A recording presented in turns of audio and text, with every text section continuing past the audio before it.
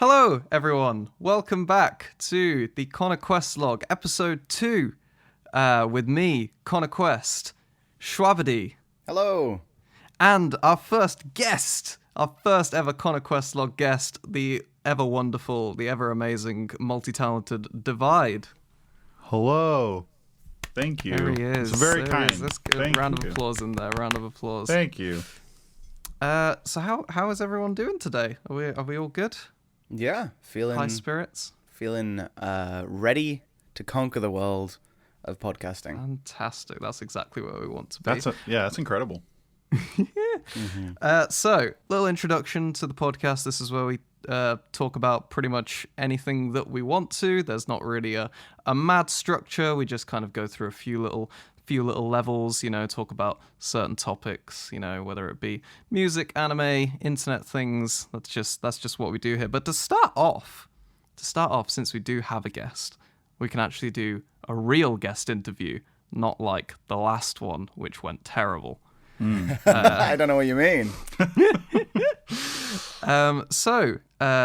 Divide, what kind of food do you like? Oh man, I can go for a cheeky Chinese, or sometimes I don't really like kebab. Can really be give or take, but I really like cheesy chips with garlic and chili sauce. Oh, you are a man after my own heart. Yeah. Honestly, someone introduced that to me, and I've just that with a chicken wrap. Oh my god, it's just something special. But obviously, I mean, I would say pizza too. 'Cause that's kind of boring, but pizza's huge for me. It's classic. It's classic. You can't go wrong. You really can't go wrong with a good pizza. Yeah. I have to imagine that you wouldn't get that kind of food in the States, which is where you used to live. Right. Yeah. No. Chinese. Yeah, but with kebab and stuff like that, you'd have to find a cart probably. Yeah. I don't think there's not nearly as prominent. No. Yeah. Like every town you go in here, there's the kebab, but it's not really much of a thing. But I have had it one time when I was in Texas for RTX, when me and Fable went to go hang out with JT and Rocket Gaming. We were walking around Austin, Texas, and I did have a kebab. Ooh. But it was from a man in a cart. I mean, they're normally quite not good quality, but it's like comfort food. Yeah. Because I've had some great food from Vans. Surprisingly great food. There was one near a place called Crawley near London, and it was this van. We went there at 3 a.m. after a show. And it's this one dude who runs the entire thing basically by himself, like however many hours a day. Like he works like 15-hour days. And I had this burger that was the size of my head. It had like 8 rashers of bacon, 4 massive sausages, 4 patties, 3 layers of bread, egg. It was incredible. It really was. It really was something else. Like I had to finish it the next day. It was. I love that. I do love that. I am kind of waiting on when is this bit gonna end, or when is the punchline to the bit of Connor asking our guest what their favorite food is. When is kind of that bit going to be over, and when can we move on? That's a genuine question. I want to know this guy's eating habits. It's Hold on, I know what's happened. Schwabady, what's your favorite food? Oh no, I've been interviewed, dude. Don't worry, I've received the questions. Oh, okay. I just expected perhaps that Connor Quest had kind of a few insightful or funny interview questions written down, but instead he opened up with, "Hey, would you like to eat?" These are the insightful questions that we must know. This is what the people want. It's true. If I ever meet someone and they want to treat me to a good time, cheeky kebab, cheeky Chinese. They know where to go now. Yeah. Okay. I do have some genuine questions. Okay. One of them did actually relate slightly to that. Actually, though, is because you used to live in America until not too long ago, but you did previously live in Britain. So you've gone over and when did you go over first? 2002. I was 10. Ah. And November this year will be a year that I've been here. So I've almost been here for a year. Wow, that's actually gone quite fast. I know. Yeah, it's wild. Yeah. But I was 10. Mm-hmm. So I guess the main thing I want to say is like, what is the biggest differences or like changes in like lifestyle, I suppose, from living in America to being here and then moving back and then everything like that? I think culturally, like, America is so go, go, go, go, go, where it seems like people in England just want to, like, sit down. I don't know. That is such a good, like, that's such a good, insightful analysis of the British way, is we just want to sit down. It's like, I don't know. It's my wife went back recently, and she was just saying it wasn't apparent to her until after she'd been there for like a week, where it's just like everything's just like it seems to be. People are always trying to get the next job, the next car. Like that is a huge part of the lifestyle over there. So people are just constantly just going, where people here, they just complain about the weather if it's good or bad, and just I don't know. People here seem to be really comfortable. Like they just kind of live their life, and I kind of like that. It's just been. Mentally, it's been a lot more relaxing here. So. Yeah, I feel like it's weird because it's a lot closer and tight knit, so you wouldn't think that it would be as kind of steady and just kind of turtle pace as it is. But I suppose there's a lot of countryside, there's a lot of nature, you know. You just kind of everyone does just kind of go with the flow. I mean, you go to London and it's mad. London is mad. Like me and Mark went there recently, and like everyone just wants to drive you off the road. Everyone's in a hurry. Everyone needs to get somewhere. So I guess like London is like America all the time. And I guess to be fair, I guess it does depend on where you live, but just especially like West Coast, because I was in California and stuff like that. It is just I don't know. I feel so much more at peace here. Like, I have no intention of going back. Amazing. Wow. Yeah. That's the kind of stuff we love to hear. Yeah, we've got another one, boys. We caught him. It's funny, though, because, like, I know the grass is always greener, and I have friends here that are like, oh, my God, I would love to live in America. And it's like, there's really great things about America. I mean, like, the roads are big enough to drive on, and you can have a house that's big enough to live in. But you know what I mean? Like, it's just there's pros and cons. Like, you can buy land over there and throw a house on it, and like, you know, there's a lot of benefits to it. But I said to myself for a long time that I wanted to live like from like the ages of maybe like 14 to 18. I was like, I want to move to America. I want to live in the States. Yeah. And that has kind of shifted over time, you know, for various reasons. But that we won't get into. But it's strange. I think I would still like to maybe move abroad somewhere, but I don't know, just because, like you say, like a change of scenery, a change of pace, a change of culture, it can be really like revitalizing for you as well. Oh, 100%. How about the Isle of Wight? Never been. I just know that you have to like take a little boat to get there. That seems like it would be an awful commute. I went there once when I was very young for like this camp thing, and I remember they told us it was a hover boat. I still don't understand how that works, but it was pretty cool. But isn't that still technically a part of like the UK? Yeah. Isle of Wight and Isle of Man are a part of the UK. Mana? Like magic? Isle of Man. Oh, at least it's Mana. Some like little hidden wizard's cove in the sea. I was gonna say that's badass. Oh shit! Isle of Wight's where they do all the motorbike stuff, right? There's like the big motorbike races around there, I think. Wow, how do they get all those on the little boats? That's true. I don't know. Or do they just go for it and just motorbike across the water? they just ramp the sea. Yeah, it's like. It's like the Grand Canyon. People have made it. It's fine. Yeah. People have done it before. Well, you know what's great though, I think, about, and it's hard to recognize this especially when you've lived somewhere your entire life, but you're in such a good spot to just travel. And that's like what my wife and I want to do, is we just want to have this be like our home base and then just travel because everything is so close that we want to see and everything's cheap. It's not that expensive to fly. Yeah. So I mean, you got all of Europe pretty much, like just kind of next door. Yeah, exactly. Yeah. The longest flight is going to be maybe 4 or 5 hours. Right. To anywhere. So. Right. Well, that concludes the geography part of the podcast. What's your favorite geography on a wait? How does that? What's your favorite geography?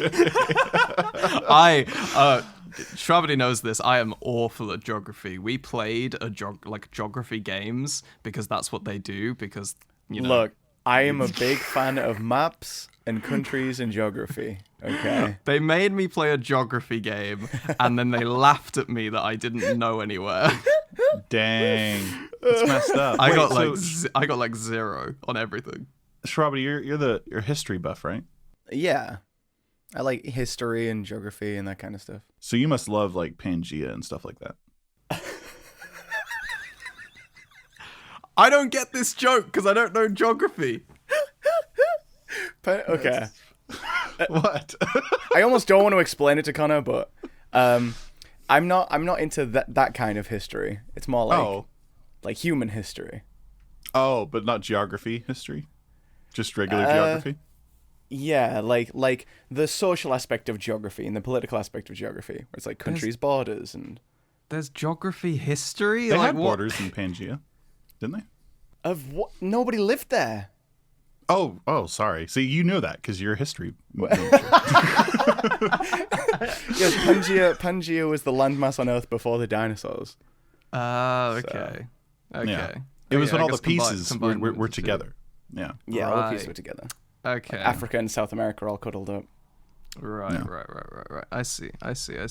Okay, let's move away from geography before I have an aneurysm. Okay. Perfect. One thing. Okay, this is quite a standard question that gets asked to a lot of artists, and but it has to be asked. So, Devi, what were your like main inspirations and kind of thought process when you decided to start making Christian rock? Fucking hell. Well, when I first got into music, it was Metallica was what got me into music, or at least playing guitar and stuff like that. But as for like songwriting goes, I don't know. I mean, I listened to a lot of like the 2007 bands like Breaking Benjamin, 3 Days Grace, but I also got really into pop as well. Songwriting wise now, like the biggest inspirations for me are like the blend of like heavy pop and heavy rock. So bands like Slaves, Bring Me the Horizon, stuff like that. Yeah, so like that has been the big, like especially for example like my Zuko song. If you listen to that song, it's 100% like a Slaves inspired, like from front to back. But yeah, like a lot of that music has been inspiring. When I first started Divide Music though, like I was all over the fucking place. I don't know, like the songs, you would never know what I was going to come out with because it was just really weird. I kind of have a structure now, more or less. So yeah, I like that though. I was kind of similar in that sense when I started, just kind of going from each separate kind of direction, just taking it wherever the kind of song was going. Especially when obviously we were all starting out, we were all kind of doing more game orientated things, and that a lot of that had to appeal to certain genres that were simultaneous to the game. Right. You kind of had, if it was like you were doing a Doom song, it kind of had to be very heavy and like metal. If you were doing a Red Dead Redemption song, it had to be very, maybe kind of Wild Westy, sort of that kind of thematics. I do kind of miss that a little bit. I guess that was a fun part of it, but I think it wasn't until I did anime where I felt like I was actually writing songs that I personally would like want to write and try and aspire to write.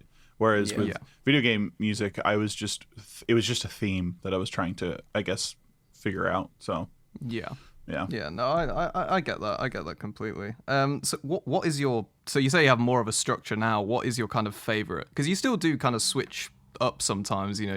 you've gone a lot into the metal side. You do kind of like branch into the poppy side of things. What is your favorite thing to do?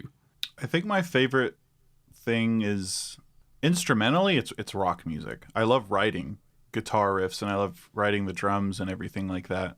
Vocally though, I would probably say more like the pop stuff, but I feel like I've been able recently to figure out how to fuse both of them to where I'm able to do the pop stuff a lot. Like I'm like the melodies I'm doing, I'm trying to have more like pop oriented, same with like the choruses and all that kind of stuff. So I'm trying to find like that balance. So I'm enjoying making music now more than I ever have. But I sometimes will get sick and tired of what I'm doing, and that's like when Scars came out for Todoroki. Like, yeah, I love that kind of music, so I just kind of have to be in the right mindset for it. But that kind of stuff will definitely continue because I can't do one thing all the time. I get really sick and tired of it. So yeah totally. I feel like we've all kind of got a little bit heavier as time's gone on.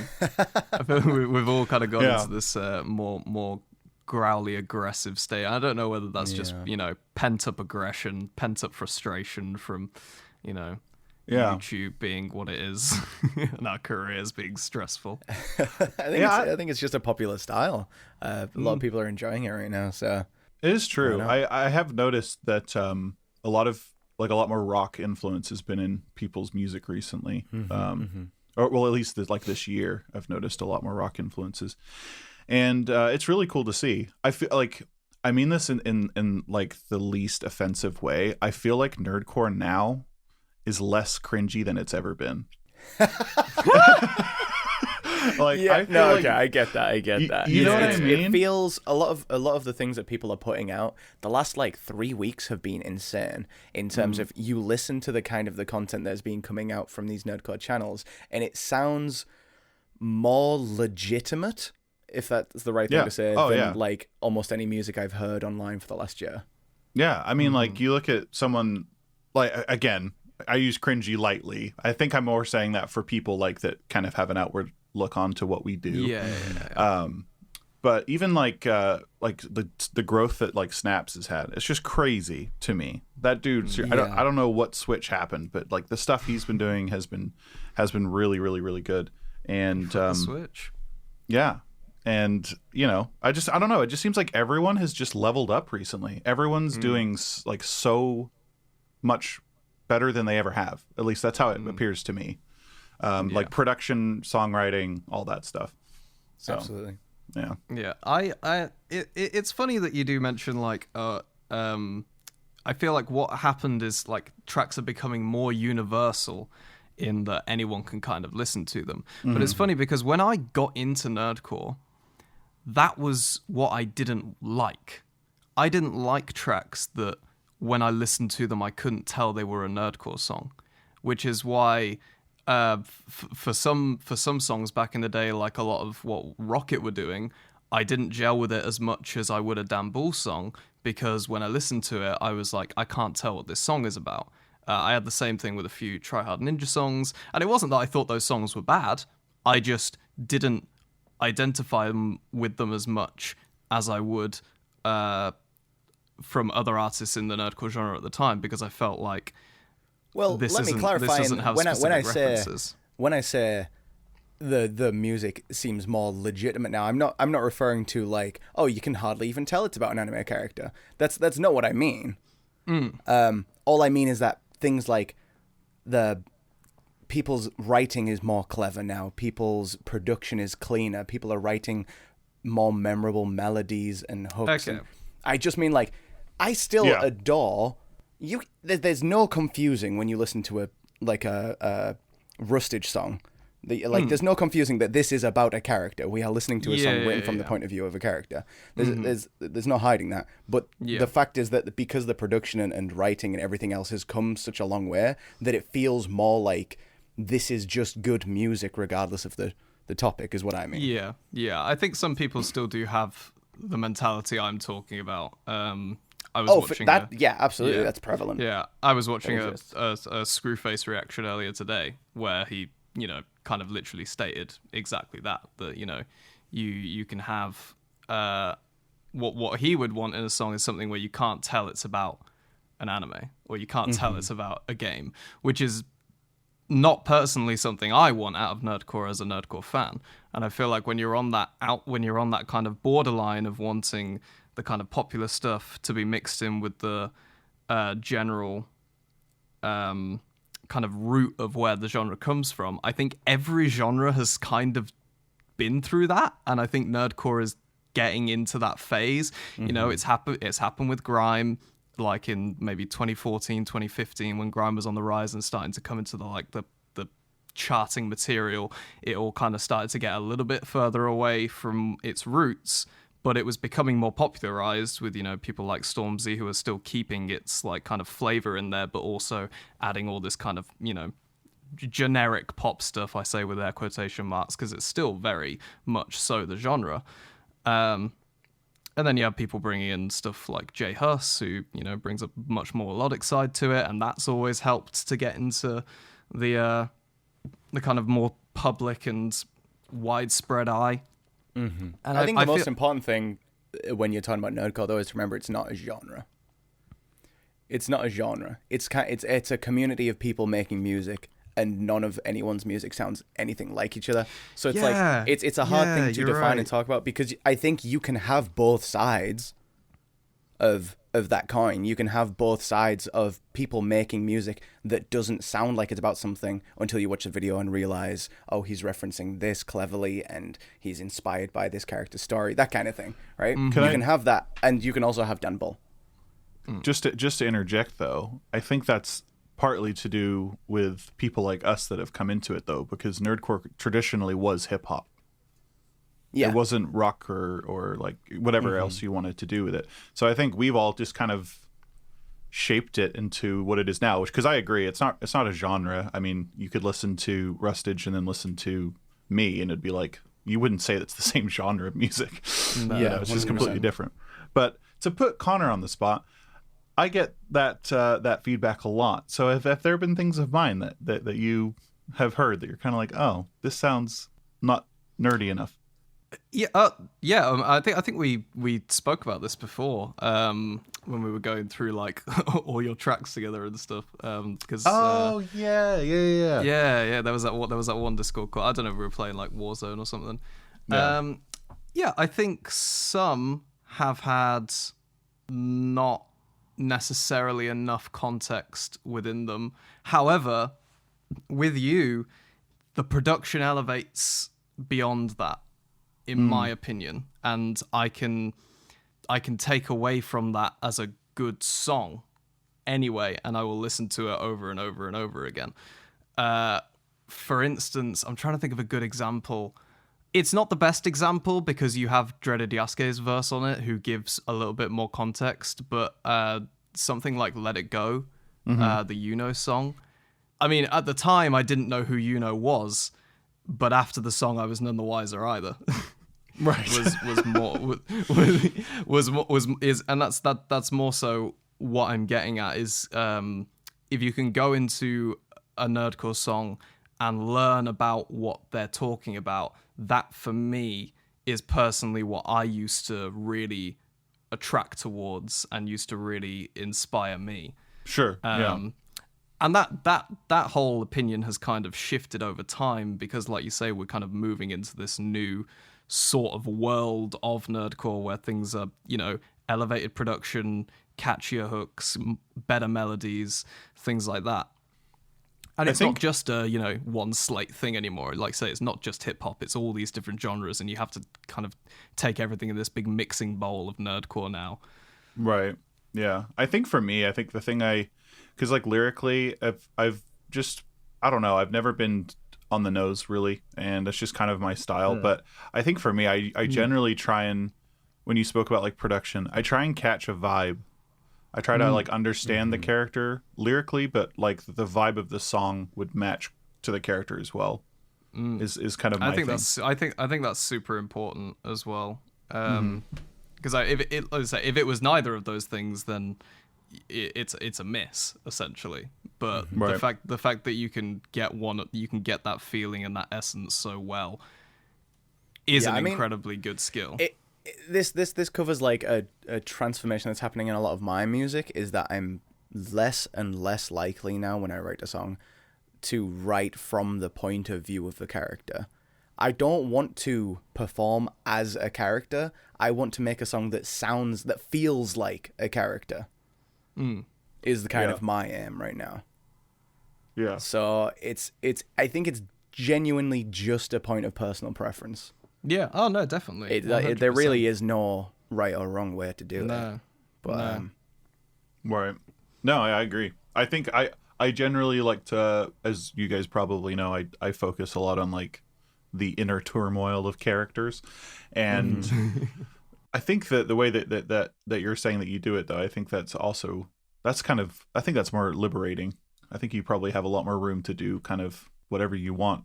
Because for me, sometimes I find that I'm writing a song about someone, and you know, the tropiest thing about anime is a lot of these characters are more or less having the same kinds of, you know, like upbringings and stuff like that. It's like super, you could easily connect so many different things together. But so for me, sometimes it's hard to try and think of original ways to say the same thing more than once. Yeah. No, that's definitely an issue. And I think that's one thing that when things were kind of more in the gaming genre, it was a bit easier to do that, because a lot of games are very, very different.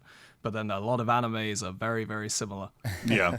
Oh, yeah. Especially when you're doing like single character stuff. Yeah. On the topic of kind of like different approaches to nerdcore, I'll say like some of my favorite is people like Dizzy 8 and Fable, who are very obviously rapping from the point of view of a fictional character, but there's so many elements of it where you're like, are you talking about yourself?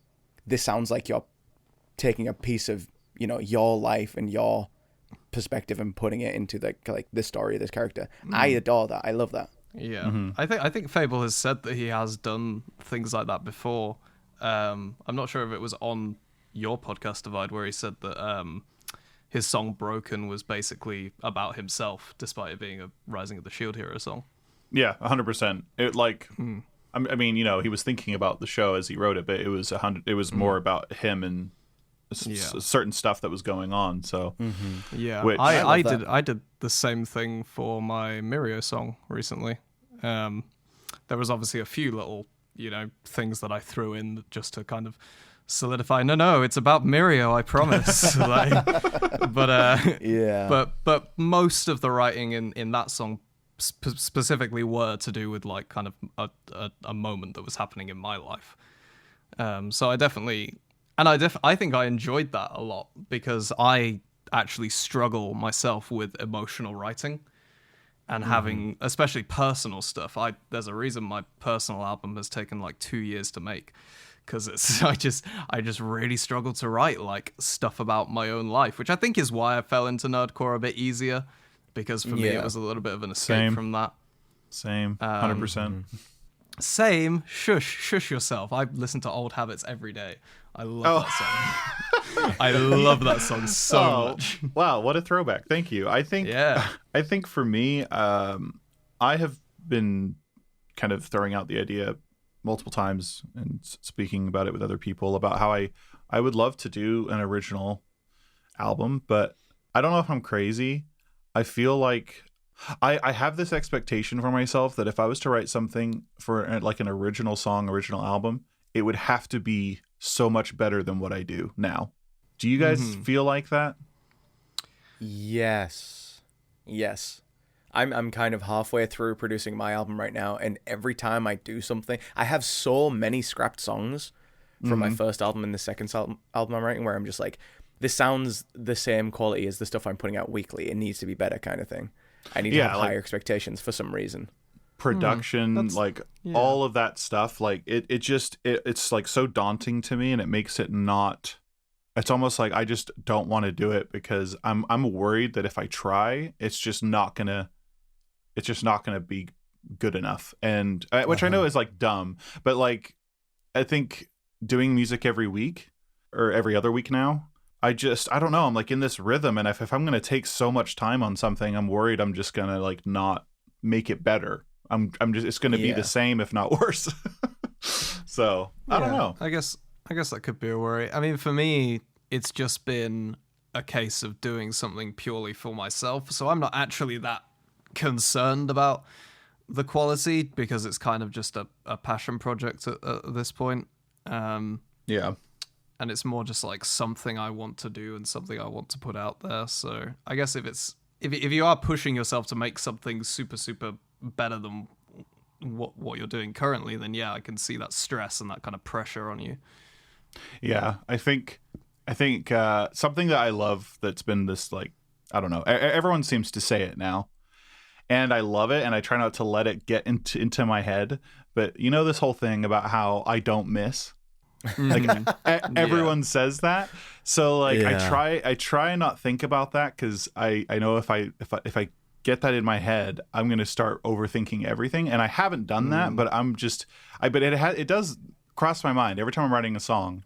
You know, is like getting to that point where I'm happy with it has always translated that people will enjoy it. But that's something recently I was telling my wife about. It's like in the back of my head, what if I miss? So yeah. Hey, look, I would personally say that I've missed plenty of times. So it's not something to necessarily concern yourself with, because there's always going to be people that enjoy it.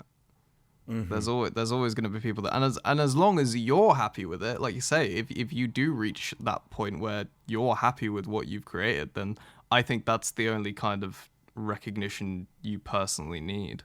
Right. And if even if it's like you need the external validation, what's nice about content production that we do, where it's weekly or fortnightly, is that if you have a song that flops and doesn't, just nobody connects with it, and it's like, oh shit, that really didn't land how I wanted it to, people will forget it in 2 weeks, and you have a brand new start effectively. Yeah. Whereas if a song hits, if it really lands, that's going to be with people for years. So I feel like the payoff for something landing compared to flopping is like, it like way outweighs the lows, as compared to kind of the traditional method of music production where you're making albums, you're writing for albums, you take 2 to 3 years to put this, big project together. If that doesn't land, ouch. Man, yeah. Oof. Yeah, the whole catalog of shit that just didn't work. That's not good. Thankfully for us, there's that kind of, at least the next one's coming out soon, and we don't need to, stay here for a while. the Eminem effect, as I call it. Oh God, I think for me, like, what's funny, because it did so well and it was received better than most anything, is my Overhaul song. I was like really skeptical about that, mainly because of like the rap in it. I was like, oh no, people are gonna listen to this, and because majority of my fans, they do listen to the rest of the community, but I do have quite a lot of people that don't listen to rap, and I'll have comments that say, if I ever have a feature, they're like, I wish the rap wasn't in it or something like that. So I had that on my mind. I don't rap really. Like, I've done it a few times now, but I was like, oh fuck, I just got to do it, because I think that if, in my mind when I did it, I was like, if somebody that was like amazing did like performed this, I think it would be really cool, and that's how I was kind of looking at it. So I just tried my best to do it, and then by my surprise, it did like exceptionally well, and I was just like, okay. So sometimes I don't even know if I can trust myself half the time. So yeah, that's it. You're your own worst enemy. Well, I think everyone has that mentality of being too critical sometimes. Yeah. I still haven't listened to the Overhaul rap. What song? I know. I'm so sorry. I missed on that one. The Overhaul song is the one that produced the Schwabbity Pog emote in Divide Stream, if I'm not wrong. Was it? Yeah. Yeah. And that's also the Kagi's reaction. The title set of his reaction was "The meme is dead." The whole Christian rock meme was dead. Apparently, and it was so flattering, because at the end of it, he's like, "I'm so happy I don't have to react to any other music now, because nothing would compare," or something like that. And so and I was saying on stream, he liked it so much that he showed it to the Overhaul voice actor, and then he follows me and retweets it on Twitter. So I was just like, wow. Yeah, I was like, what the hell? That? Who is that? I love that. Kellen something. Kellen Goffer. Yeah. And I didn't even realize he followed me, so I was like, oh shit. So I followed him back. I didn't know. That's wild. But that's crazy. Yeah, so That's it's just wild. Like, what I thought was not going to land, it fucking did better than I could have imagined. I mean, that's the hope, right? Is that because we make songs about characters, if that voice actor follows you and retweets it, I mean, that's a really cool thing. So yeah, definitely. I think did I have a similar thing? I did have a similar thing when I did the Shisui verse for the Uchiha rap cipher on Game Boy Joneses. The voice actor of Shisui followed me after saying it. Shit, wow. That's awesome. Which was really, it was really crazy. So yeah, I get that's like a really odd validation to get, isn't it? Yeah, like, but it is so good though. Has nothing to do with music, but it's like the fact that character likes you. It's a really weird validation, but it's still amazing. It doesn't matter. It doesn't matter if nobody else liked my Shisui verse. Shisui liked it. Shisui liked it. Overhaul liked your Overhaul song, liked it. So nothing else matters. Yeah. Oh my god. Incredible. I love that. So I love really that. good. Right. Well, that was a nice little music-y nerdcore analysis section. I enjoyed that. Yeah, me too. Yeah. Let's move on. Let's move on to something maybe a little bit more lighthearted, a little bit less. I tell you what, Connor. Here's what I want from this podcast, okay? And I'm gonna make this happen whether you like it or not. At some point throughout the next few episodes, there is gonna be a genuine actual intro. It's just like a fucking 10-second intro that like is gonna happen. It's gonna be like not scripted, but it's gonna be like on lock off the top of the head, like that, okay? Okay. There is going to be an outro similarly, and I am going to have a segment. Now, you're not going to know about it until it happens, but I'm going to have a segment. Okay. It's not happening this episode, but okay. Just at some point, I'm going to come out of nowhere with like a jingle. Be like, da, da, da, da, da, da, it's time for Schwabity, or something like that. Ooh, and then I'll say nice. Something. I'm kind of sad I'm not getting this now. Oh, well. Yeah. Like, so someone else is going to have the pleasure of that. Oh. I just thought I'd give you forewarning, okay? Yeah, okay. Yeah, I appreciate it. I do appreciate that you're not just springing that on me out of nowhere. Instead, I'll be anticipating it in fear. With every episode that we record. Will it be the next one? Will it be the one after? Who knows? What if it never happens? What if it never happened? We get to like episode 50 and you just spring it on me and I'm like, I forgot about this. Well. So the next segment that I normally do, I say normally, I've done it once, is the popular internet topic. Now, not a lot is really going on because people are still talking about Among Us, and we spoke about Among Us already. But what is happening is the month of October. Ooh. It's my ghost spooky, impression. right? Ooh, you guys need to have like sound effects, like the sound of like a crash of lightning and a scream right there. That'd be cool. Yeah. Okay, yeah. We need a sound. We need a sound. I'll do it now, and you can edit in later. Okay.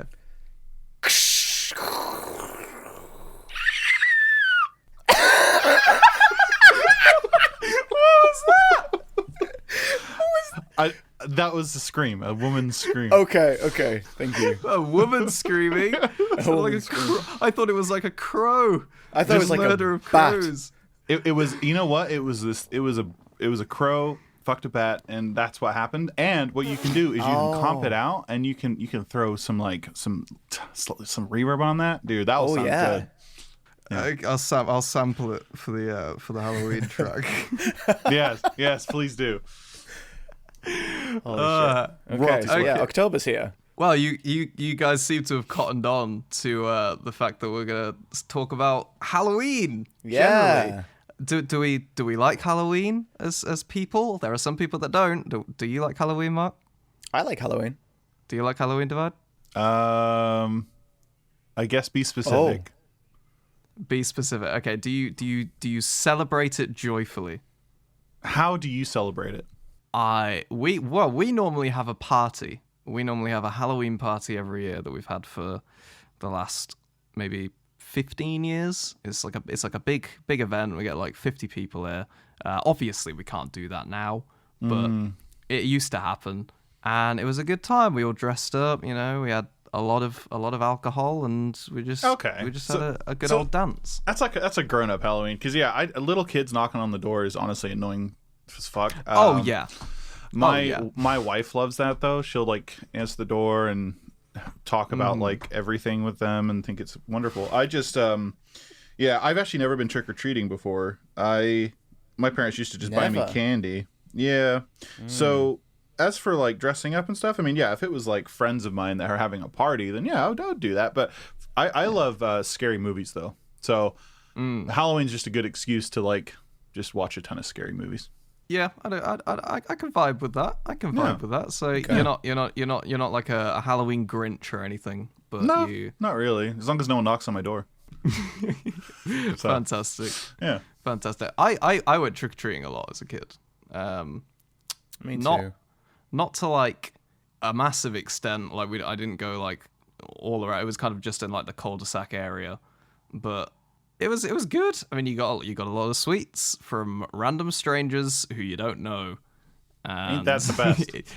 Ain't that the best? Yeah. It's a very weird tradition when you think about it. I know. That's why I don't like it. That's why it's weird. Why do I get to give people stuff for free? And all they had to do was put a cape over their head or something. I don't know. But anyways, I guess maybe I am a Grinch. I'm sorry. that is Grinch behavior. Yeah, I will say. So I imagine for this Halloween you're just going to be watching some scary movies. You might not get a lot of kids at your door this year. I want to say coronavirus if they knock on my door. Yeah, make sure they leave. That's scary. That's definitely terrifying. That's something you don't want to hear. Yeah, just screaming out the door. Oh my god, that's funny actually. If a kid knocked on my door, I would love to scare the hell out of him. That would be funny. Just open the door because I'm like 6'7", so I could be pretty scary. I think if I wanted to be. Yeah. I'm glad that that's finally been confirmed because I've been saying you're 6'7" for a long time, and I was been terrified. 8 foot. I've been terrified that I was wrong, and I was just making you out to be this giant that you weren't. But I'm glad that you've just confirmed that you are that height. I'm a big boy. Reference, someone else who is 6'7" is Connor's D&D character. Yes, he is. You are the height of my dragonborn sorcerer. Yeah.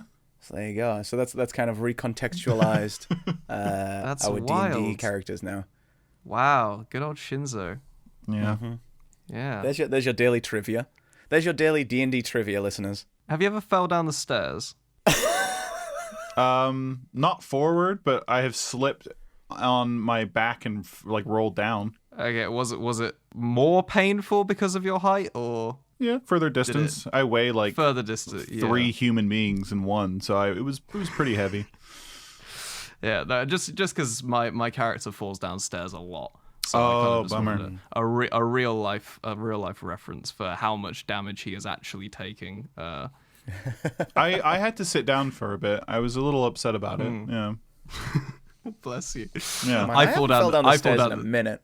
I fall down the stairs a lot. I do fall down the stairs a lot, mainly because I'm really speedy with it. Yeah. I'll either skip steps. Sometimes going up the stairs, not down the stairs. I was about up the stairs, all fours. I was gonna say, yeah. Do y'all go primal with it when you climb the stairs? Sometimes. If I'm in a hurry. Never down the stairs. You don't go primal down the stairs because that just spells disaster. Though. It would be, right? Yeah. Ooh, you'd get down. Yeah. There's a thing that there's a thing cows can't walk downstairs. Because their legs don't bend properly. Oh. They can only go upstairs. Oh, I have seen that. Yeah, there used to be like the prank of like you'd bring a cow to a school and get on the second level, and then they'd have to get a fucking crane in to lift it down. Who did that? I can't remember who. I think it was in America. I think it happened in America. It was probably a senior prank because that sounds like the senior pranks that people. I'm sure they still do them, but they do shit like that. Like hilarious. The high school I went to, one of the years ahead of me, they apparently they let a bunch of goats out on the school campus, and they put numbers, like they spray painted numbers on them, and they did 1 through 6, but didn't have a 5 on purpose. Oh my god! So they thought one was missing. I don't know. Like that was the whole joke.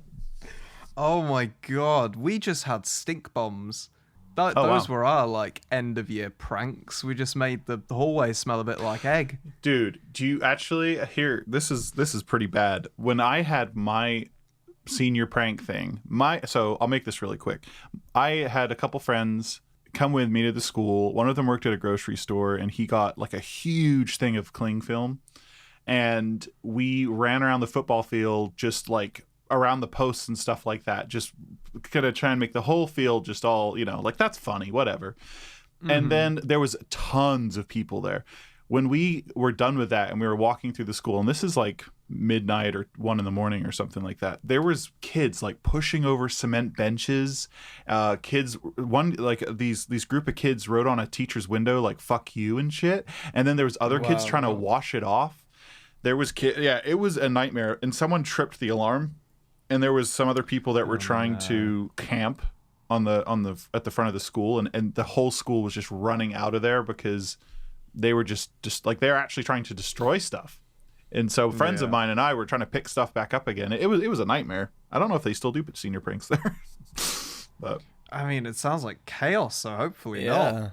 Yeah, Jeez. It's obviously supposed to be like fun, but that year was nuts. People were just losing their damn mind. Yeah, I guess taking a bit that bit too far. Bit too far. This is America. Yeah, I guess for us, like the kind of the too far that it was at like end of year sort of prank stuff normally consisted of people doing cocaine in the bathroom. Oh, that is funny. That was because some people would like sneak in alcohol, and you'd have like a cheeky bev in like the back sort of storage rooms, and then you got the people doing coke off the hand dryers. And that was the next level. Yeah. Y'all went to some wild schools, let me tell you. Mark, what was your wildest thing? Were you homeschooled? I don't know why. I kind of get that vibe. No. Really?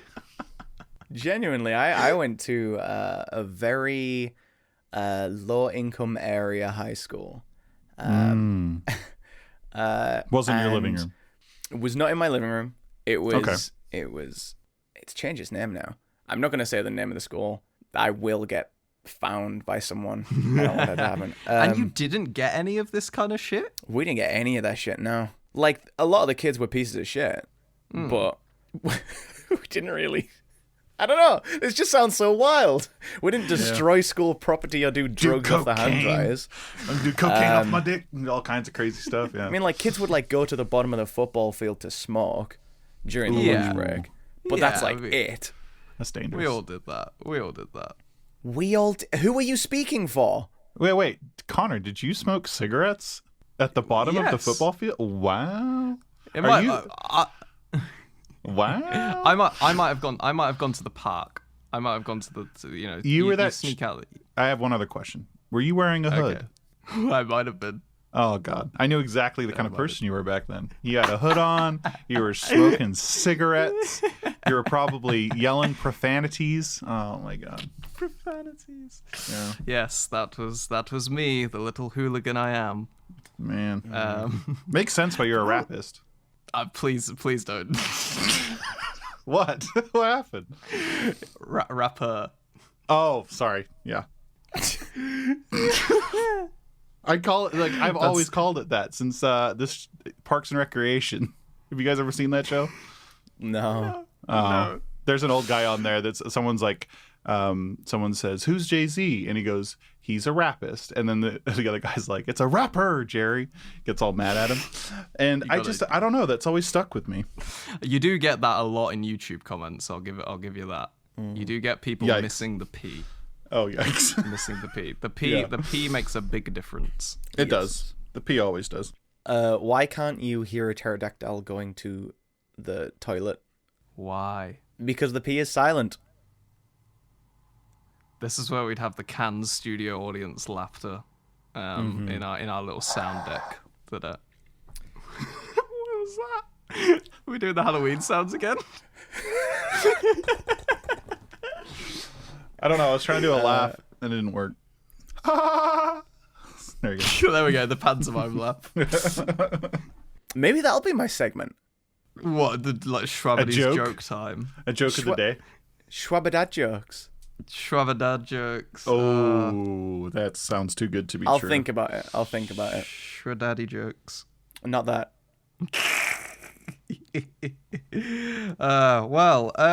My Halloween conversation got derailed. Happy Halloween, everyone. Happy Halloween. I shouldn't be saying that because the episode after this will be closer to Halloween. Yeah. But we'll figure that out when the time comes. Still keeping on the kind of spooky mentality, or evil. Yes, exactly.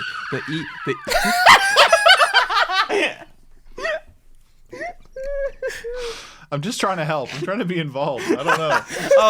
Oh no, it's great. It's okay, fantastic. Cool. It's wonderful. I wanted to move to the. Was that a horse? No, and they're like you just hear it kind of like, if you can like pan that left and right, that'd be really scary. Just put a tremolo on it. Yeah. I'm done. Sorry, go ahead. I'll take your word for it. All right. Okay.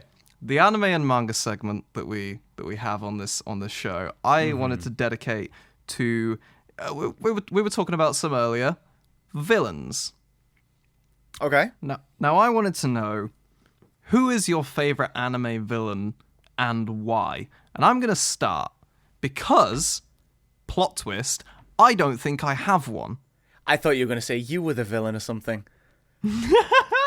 No, plot twist, the villain is me. No, I don't think I have a favorite villain.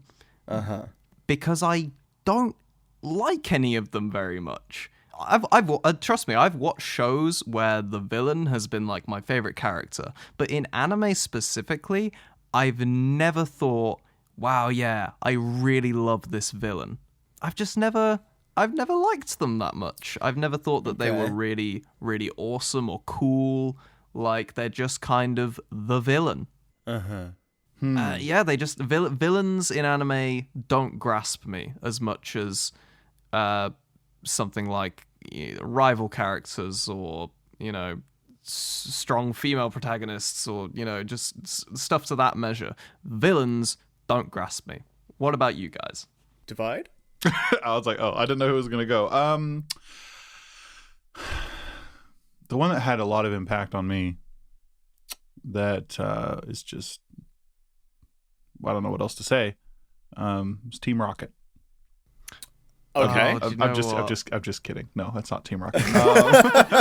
I was about to agree with you. I was waiting for the laugh because I was like, okay, they must know that Jesse and James are not my favorite villains in anime. Well, hold on. You've brought up an interesting point. I mean, they do protect the world from devastation. That is true. Unite all somethings within the nation. I think that for me, and I know you said name like your favorite. I mean, I think, because he doesn't end up being a villain in the end, but Scar from FMA, I thought he was brilliant. I thought King Bradley was brilliant. And is it Selim? Selim Bradley, the kid? Like, the villains in that show I thought were so good. Like, but I don't know. Like, I haven't seen a lot. I haven't seen as many as you guys have seen. I know that for sure. But there are villains I'm excited to see, like Pain and Madara and stuff like that. Like, I'm not the biggest fan of Orochimaru. Like, he's fine, but I don't know. He's never really stuck out to me as like this villain. Yeah. But there's an interesting thing is, yes, the villains I do find good are the ones that eventually are not villains. Right. And in my mind, that then when they're then not villains, they're not villains. Because like I say, I like Scar a lot. I like Greed. In Full Metal and stuff. They're probably some of the best, but that I wouldn't consider them the villain sort of thing. The villain of Full Metal was Father, and I don't like him as much as Scar or Greed. Dude, Scar. Man. So it's just like a straight up villain. Yeah, it's the big bad. You never really care about the big bad dude. It's all his underlings are the people they fight on the way to it, right? It's like I would love to have like Dark Knight Joker level villain in an anime. Like I would, that would be amazing. Yeah. But I haven't seen it. Joker is always bad, and he's great. Yeah, like 100%, and there isn't anyone like that for me. I guess maybe Madara would be if I cared about Naruto at all, because everyone seems to love Madara. Madara, he seems cool. I haven't seen him yet, so I don't really know. Madara's cool when he first shows up, let me tell you, but that doesn't last long. I'm just going to list off some that I like, not necessarily my favorites, because I'm really bad at choosing favorites. I can't commit to that kind of thing. Muzan Kibutsuji from Demon Slayer. Frieza from Dragon Ball. And Cell, Perfect Cell. Yeah. I'm kind of looking across to my manga shelf to remind myself of some stuff. Do you guys count L as the villain of Death Note? I know obviously he's working on the side of good. Obviously the whole thing is supposed to be morally gray, so neither of them are villains, but he's the antagonist of the main character. Yeah. So I had a massive discussion about One Piece. One Piece? Oh my god, a Freudian slip. Oh, I'm sorry, my One Piece came out. Happens to the best of us, dude. It does. About Death Note in my Discord server, about how there isn't really an antagonist or a protagonist in. Well, I would say there is a protagonist and there is an antagonist, but there isn't a villain and a hero. Yeah, because I would say the story is from Light's perspective, and some people genuinely do root for him and hope he succeeds in that. So he would be the protagonist, and the antagonistic force working against him is L and the police force, and then L's successors. But if you count him, then L. But also Crocodile from One Piece. I like him. I like him a lot. Yeah. I think One Piece has definitely some good villains. One Piece also has some very forgettable lame villains, but it does have some very forgettable lame villains. It's just that it has a lot of villains. So yeah, it has a lot of characters. A shit ton of characters. There's far too many almost. At least to remember. How far have you got in One Piece, Mr. Divide? I haven't. You haven't. Rustage keeps telling me to read it. I think you should. Do you read much manga at all? So I have the Shonen Jump app because when Daddy Fat Snaps was talking to me about doing that Yami song, I was like, okay, I've seen like 15 episodes of Black Clover, and it's just, I don't know, it's just not my favorite, and it bums me out, but it's just nothing about it is like grabbing me. So I was going to just try and power through reading the manga, and it was fine. But the thing I realized, and maybe this is something I need to come back to it for, is, and get your guys' opinion on this, when I was reading it, because it's mainly pictures with small text, I don't think I was spending enough time like digesting what was going on. Like I would just read it, look at the pictures, and just go to the next page, and I would finish reading it in like a couple minutes, if that, and then just move on to the next one. So I think that was probably my problem, and I would like to read more, especially since I have a video editor and stuff like that, because that was obviously the reason before, is when I would do my videos I would have to watch it to know what scenes to pull from, which something like SAO, I was lucky because I did watch it and he didn't, so I had to make the video. But anyways, so One Piece is definitely on the list, and I know people are going to comment, and they have asked me before, how did you make a song about it? It's the same way I wrote songs about video games back then. I just looked it up and made a piratey sounding song for it. But I haven't done that for a long time, because the best music I write for anime is always ones that I have seen and that I like. So like My Hero songs, generally those are always pretty good. So like it's because I've seen all of it and I know what's going on. So anyways, sorry, long answer, but no, you have that context behind it all that you can pull from a bit easier, rather than having little snippets in your mind of like things. Which is like is why my Natsu song was so off brand for Natsu. It was like a real indie vibe and like kind of chilled out for this character. It didn't suit the character at all, but I really like it. I really like my Natsu song, but it definitely didn't suit the character at all. That was I didn't watch Fairy Tail either, and so like that was around the time where I just got into anime. I'm trying to write anime music. I don't have time to read and watch them all because I'm still at a job. So when I did my Natsu song, I just kind of looked at Rustage's song that I was on and was like, okay, I mean, friends and this and that, and did some research and wrote a song about it. But, Yeah. I never connect with my music if I do that. So that's why I don't do it anymore. Yeah. Going back to villains, what do you like about your villains, Shrubberty? What do you like? What do you like about Cell, Frieza? What grasps you with them? I always enjoy the arc of a villain redeeming themselves and becoming a good guy. However, I also enjoy that Frieza is irredeemably just fucking evil. I really like that. I like that Cell is a character who was created by someone who, craved power. It's the classic kind of like the creation overpowering the master kind of, you know what I mean? Frankenstein's monster. I don't know if that's a good comparison. But I also just like that story of him being crafted to be this incredibly strong creature, and then he is. And it's like they're not complex, but they have like one thing that they do very, very well, which I like. Yeah. It's why like you have more complex characters like Father from FMA. But I don't care about him. Right. He's like cool because he's complicated and his motives are more complex and he's mysterious. But I'm like, I don't care. I'm too focused on the protagonists. I want the antagonistic force to be a little more simplistic sometimes and clear cut. I just want to say, I don't know. I know it's not an anime. People get all weird about it. You already know what I'm about to say. But Zuko, I think he would probably be my favorite. Zuko has the best villain to hero story. Oh my god, dude. in media, I think. Dude, I that show was like perfect. I loved that show so much, and I'm happy that I never watched it when I was younger because I feel like I wouldn't have appreciated it back then. But watching it, it was just.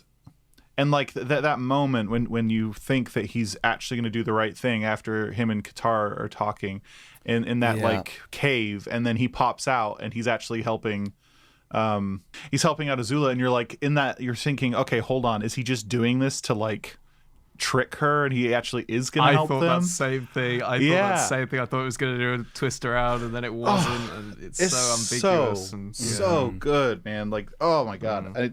I think Zuko is so well written. Yeah. Him and Iroh, their whole relationship. Oh, yeah.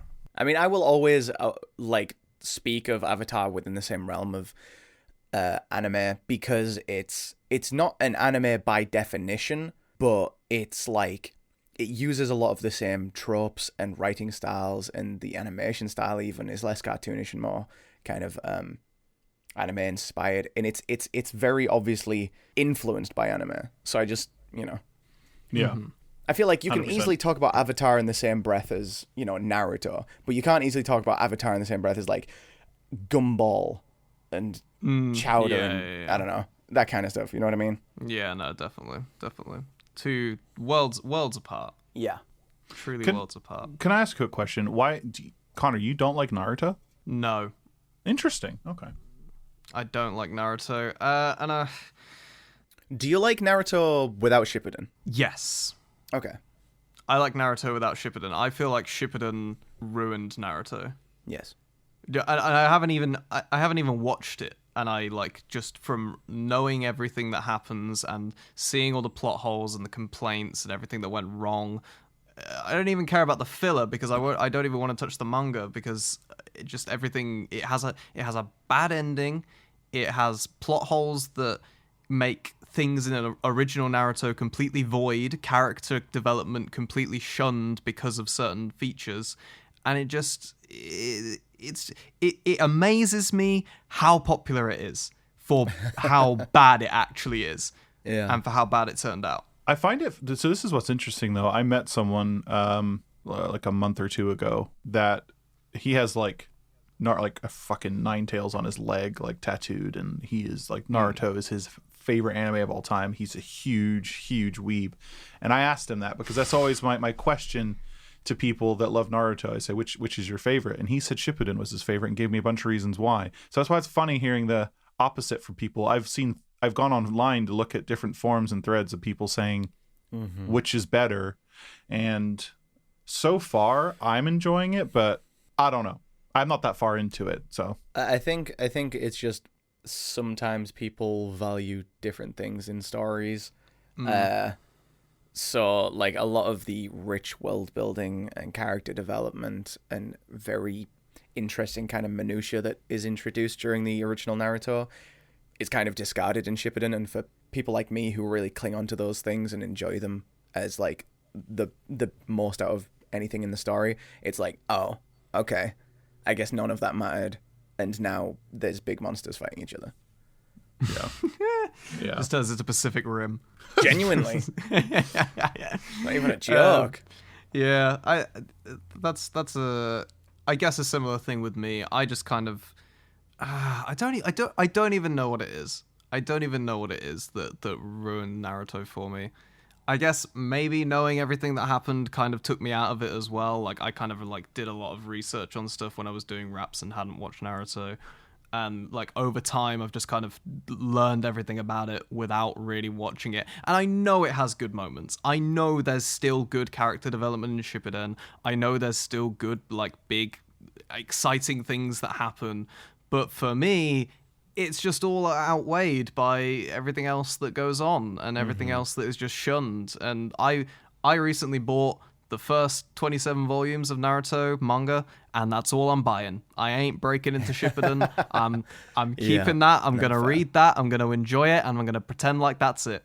I do think that, I know this is only the second episode of our podcast, but I do have this little feeling in the back of my head that Naruto is going to be a recurring theme, a recurring point of discussion throughout these episodes. Probably. Because we both feel quite strongly about it. Yeah.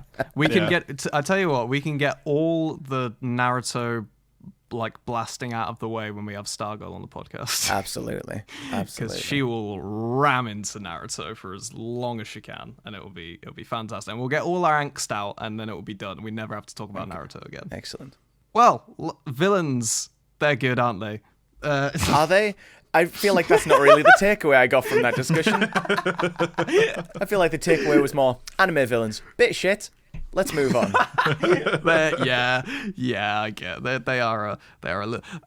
Villain redemption arcs are way better than just standard evil villains. Yes. I think that's the takeaway from this. Well, that moves us along. We've been going for a decently long time now, so I think we can start to move along into the end phase. We're in the final arc of the podcast. Oh, wow. We should arc them. We should arc the podcast. That's such a good little weavy thing arcs. To do. Yeah. So the penultimate arc to the podcast is the song Spotlight, where we take a song that we've heard during our travels through the Shires, because that's what we do, because we all live in Britain, and just showcase it to the podcast listeners, and let them know where to go to find some good new music. So we'll start with Shravati. What is your song that you would like to spotlight today? When is this podcast coming out? Monday. So a week from now, right? Okay. By the time you hear this, I'll be dead. Okay. The person I want to spotlight, ignore that. The person I want to spotlight is Redfox, who you may have heard on my channel already. He's worked with a few other people who are up and coming in the community. Redfox is a fantastic musician with a great variety, and he's just put out this project that I featured on called Feed My Ghost. Just an incredible song. Absolutely carried by his production and mixing and his creative vision. It is absolutely stellar. If you like kind of heavier rap stuff, elements of older kind of boom bap, but techno, if you like Linkin Park, if you like metal, there's just a lot of stuff he's fused into one. So Redfox, go on Spotify and search Redfox, Feed My Ghost. Fantastic. Divide, did you collect a song for this little adventure that we're going on? So I maybe misunderstood. I thought this was highlighting a song of ours that wish we did better. I didn't realize. Are we supposed to highlight somebody else? Yeah. So. Song spotlight. I thought you were like, hey, is there a song? Anyways. Let's see. But you could promote yourself if you think you're not getting recognition enough. Yeah, this is a great plug. Well, because I had an answer ready, and now I'm trying to think of someone that deserves. I don't know anyone off the top of my head. So okay, the question that I thought it was, and the answer that I have is my Hinata song for Haiku. I thought that song didn't get the love that I thought it should have gotten. Like, I really liked that song, and it's YouTube. That's why it didn't do as well, obviously. Yeah. But that's what I was gonna say. Fuck it. We'll go with that. Right. Everyone, go listen to Divide's Hirata song, Haiku. It's really good. It is good. I like that one a lot. Thank you. I don't think I've heard it, actually. You reacted to it. But appreciate that. Did I? Yeah. Incredible. It's the one that had it has like a very 80s kind of pop rock sound. Okay. Yeah, that I compared to a Journey or something. Yeah, but it's the one that's like, I will climb over the mountain high, go you on. That one. Okay. Epic. Anyways, yeah. So I really liked that song, and I was bummed about how it didn't do well. Hold on, I need to shout out an artist. I want to shout out. Let me see, who's worthy. Who's worthy? Oh, fuck it, Game Boy Jones, because he apparently needs some like 5,000 more subscribers. So if you for some reason don't know him, just go subscribe to him so he'll stop posting it on Twitter. Don't even listen to his music, dude. Literally hit subscribe and get out there. Oh my God. No, it was funny on my reaction to his song at the end of it. I was like, please go subscribe to him. You don't have to like him. I don't. Just go subscribe to him. Got nothing but love for him, but yeah, he needs to hit 100K already. So fantastic. He does. He's more than deserving of that. Okay, so my song spotlight for today is a new one by Chewy Cat, who we actually, me and you, Mark, just featured on a song with him on the Nerd Out channel. He recently dropped a song which I believe is called Curtain Call, which is an original song. Very good. Very, very nice. I enjoyed it thoroughly. Kind of like a more... I wouldn't say necessarily stripped back, but it's definitely kind of a lighter vibe. Not necessarily in the lyrics, but it's very... feels very uplifting. It's very pleasant to listen to, kind of a poppy vibe, a lot more singing on it, which I always love from Chewy Cat. I think he's got an amazing voice. Fucking known about this dude for so long, and I'm like so happy that he's like getting into like all and doing so well for himself, because he had that one song that just exploded, and then he's just been popping off in all these different places, and it's fantastic to see. I love that guy. I played Rocket League with him the other day. He's super, super nice, and he's super happy that he's getting into the community. He was expressing to me that like everyone's so nice, and he really, really just enjoys that he's been able to talk and work with people. And I want to ask you guys your opinion. Okay, so you know how like we make these songs about anime. So would you think that if I did a Pop Goes Punk rock cover of Baby Yoda, that would be cool? I mean, yes. What was the pause for? What the fuck? You just kind of caught me off guard, I'll be honest. Because you said, you know how we do anime. Do you think it would be good if I did a Baby Yoda song? Well, that was like, I was just trying to correlate those two sentences into one, and it just wasn't working for a second. I get worried doing something that's not anime because I know it probably won't perform very well, and it's like everything I do, everything we do, we got to try and do the right thing, blah blah blah, fucking whatever. So it's like what makes it tough. I asked him. He said, "Dude, you should totally do it." And I think that I could make such a cool version of that and make it really heavy and like all this stuff. But I don't know. I'm battling with the thought of doing it. I know that like fans of mine that watch all my content would say do it, but it's like, what if it just absolutely flops? What I would do is wait for season 2 to come out of The Mandalorian. That's what I wanted to do. Yeah. I guess that's all you can really do. I mean, we can't talk because we both just released Among Us songs, and that did really well. My best performing song of all time is a non-anime congratulations, song now. by the way. That I saw that. That is, dude, Among Us, man. What the hell? Fable told me that it's beating out Fortnite right now in SEO, which has like never happened with any other video game. Yeah, it's had that beautiful little crossover as well with like a lot of Anitubers and stuff, and like just anime people in general. Like everyone is playing it. There's immense crossover with everything. So it didn't almost matter that we weren't doing an anime song anymore because anime fans are playing Among Us. Mm-hmm. Yeah, that was like the beautiful kind of crossover with it. But yeah, I'd do a Baby Yoda song. Fuck it, why not? Do you, Boo? Thanks, Boo. I appreciate that. I think considering how big that song is, it has like 30 million plus views. Yeah. And I got his praises to do it. I don't see why it would be a bad idea. I get nervous. I get nervous about doing even last or whatever I released the SEO song. Even though Amelie was on it, I was like, I've never done. Every time I do a new anime, I'm always like, this is either going to flop or it's going to do okay. It never beats out everything. So it's terrifying. Yeah. I had the same with Asta recently, and I was like, this is going to do dreadful because it's Black Clover. I don't do Black Clover. I thought it was going to do awful. It actually did really well. Well. So, I think you just have to take chances sometimes.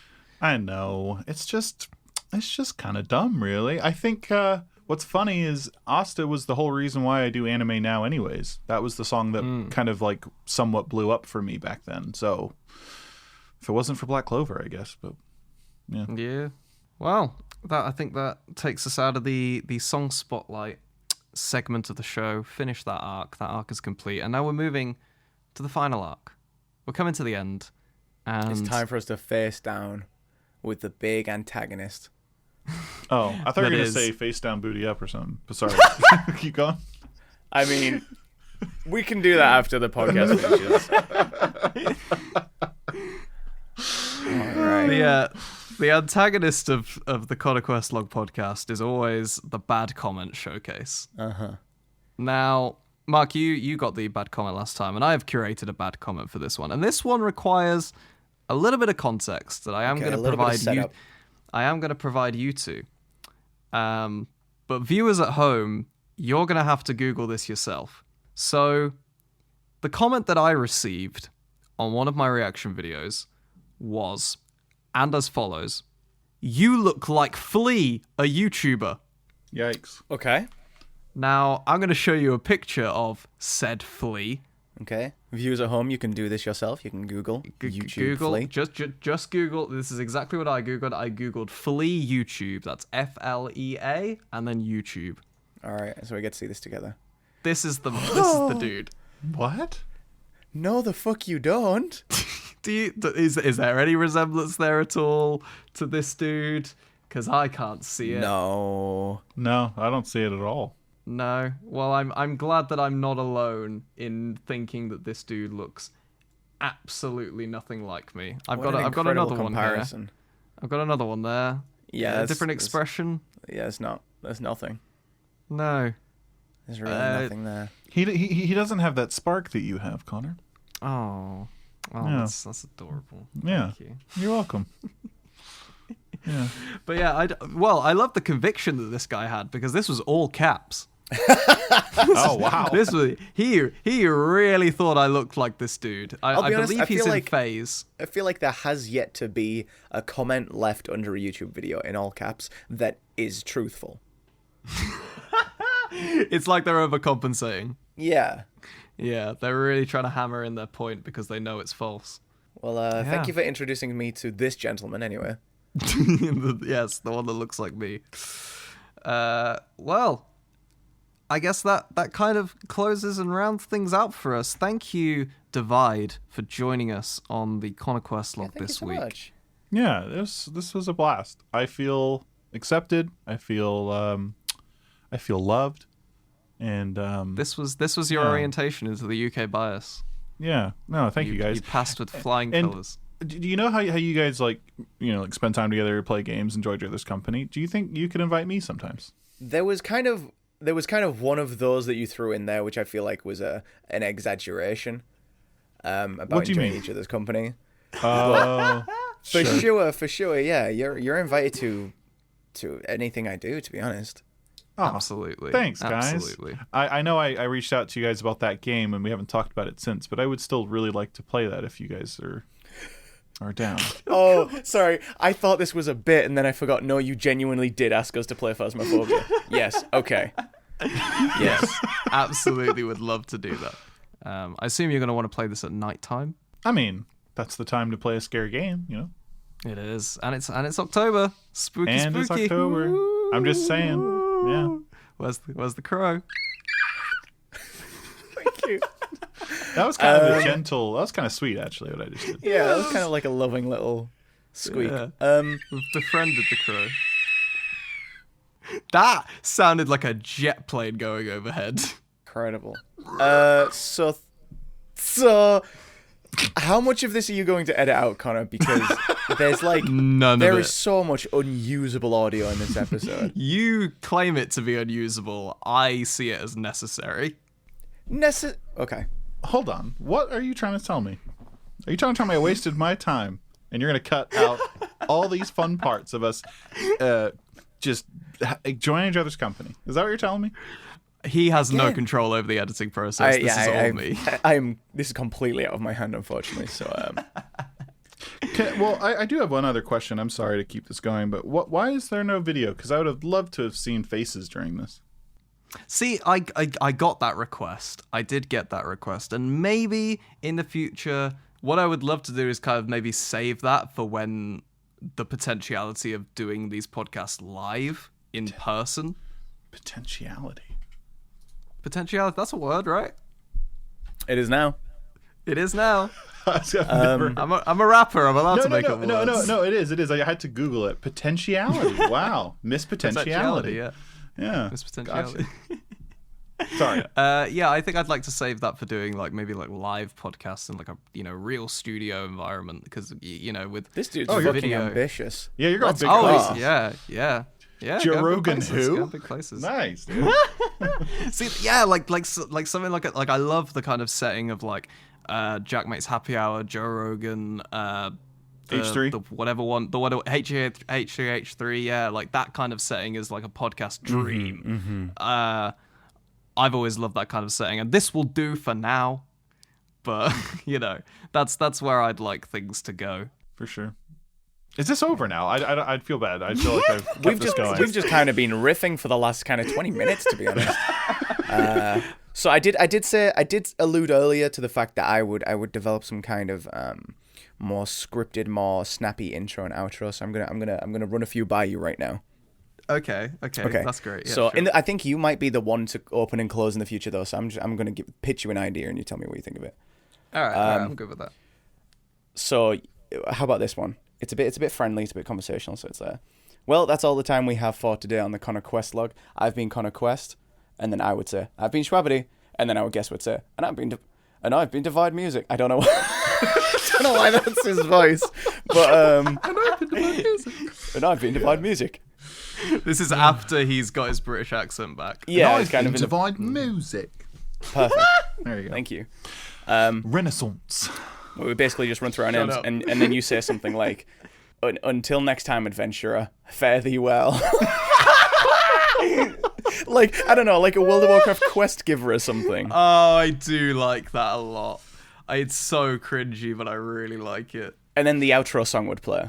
Fantastic. Wait, why don't you have like a flute and like sounds of rustling leaves playing in the beginning, and you're like, on this adventure, we are going to go into the deep cabin and discover who Divide Music is. And well, that sounds more like Dora the Explorer than anything. I don't know what. Okay, what? It's kind of everything comes into existence, and I'm like, oh hey, you're finally awake.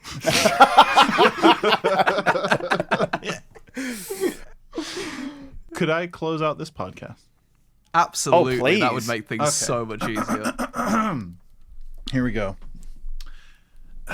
Not that this is even going to be edited, but anyways. Hey, everybody. Thank you so much for joining us this evening. We have gone through some serious, amazing, what do you call it? I don't even know. But It's been wonderful, and I'm just really happy that you were able to join us for this, and I hope to see you guys next time. I won't be there, but I hope that you will be there, and just get excited, pop the popcorn, do all the things you love to do, and we'll catch you guys on another podcast that Connor Quest's name is in the title for. Wait, Connor, could you just end us with just a real quick fare thee well, adventurer? Fare thee well, adventurer. Perfect.